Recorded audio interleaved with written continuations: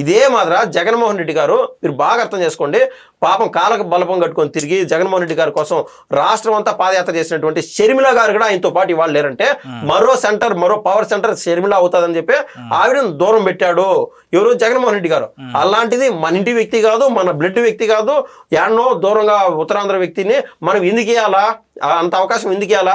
రేపు మాపో ఉప ముఖ్యమంత్రి అని అడుగుతాడు బొత్స సత్యనారాయణ, లేదా ఈ పవర్ సెంటర్ ఉన్న పళ్ళంగా తీసుకొని పోయి ఏదైనా ఒక ఇగో క్లాష్ అవుతుందండి.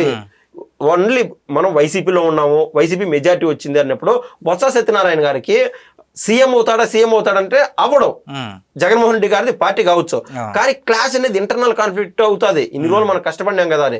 సో ఏమవుతుందంటే జగన్మోహన్ రెడ్డి గారు అనేటువంటి చిన్న మాటకో ఏదన్నా పోర్ట్ఫోలియోలో ఇచ్చేటువంటి మంత్రివర్గాల్లో ఏమైనా ఇబ్బంది వస్తే బొత్స సత్యనారాయణ అనేటువంటి పవర్ సెంటర్ దాదాపు 20 మంది ఎమ్మెల్యేలు తీసుకొని వేరే పార్టీలో జాయిన్ అయ్యేటువంటి అవకాశం ఉన్నది. నేను if in case Jaganmohan Reddy గారు కన్నా ప్రభుత్వంలోకి వస్తేనే దాంట్లో కూడా చెప్తున్నా. అట్లాంటిది రేపు మాపో సర్పంచ్ సీట్లు, జెడ్పీటీసీ స్థానాలు, ఎంపీటీసీ స్థానాలు వీటన్నిటిలోనూ బొత్స సత్యనారాయణ అడుగు పెట్టా అంటే జగన్మోహన్ రెడ్డి గారు నీరు గారిపోతాడు. ఇవన్నీ ఇంటర్నల్ క్లాష్ లో భరించేటువంటి పరిస్థితుల్లో ఆయన లేడు అని నేను చెప్తా.